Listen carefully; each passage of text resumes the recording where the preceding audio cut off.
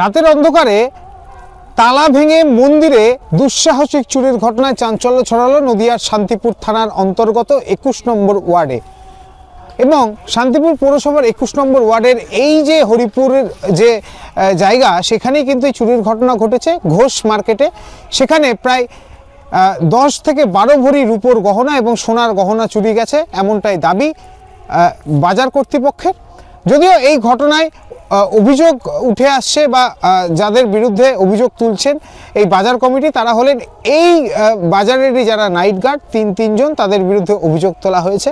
এবং এই ঘটনার পরিপ্রেক্ষিতে কিন্তু শান্তিপুর থানার পুলিশ সেখানে গিয়ে উপস্থিত হয়, সমস্ত বিষয়টি তদন্ত করে দেখেন এবং জিজ্ঞাসাবাদের জন্য 3 জনকে শান্তিপুর থানায় নিয়ে যাওয়া হয়।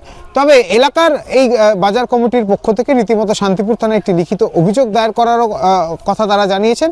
তবে এই ঘটনা ঘটাতে রীতিমতো চাঞ্চল্য ছড়িয়েছে গোটা এলাকায়। তবে এর আগে এরকম ঘটনা এখানে ঘটেনি। তবে এই যে চুরির ঘটনা, তাতে করে রীতিমতো চাঞ্চল্য ছড়িয়েছে এলাকায় এবং সকাল থেকেই সাধারণ মানুষের ভিড় ছিল এই ঘটনাস্থলে। গোটা ঘটনা তদন্ত শুরু করেছে শান্তিপুর থানার পুলিশ।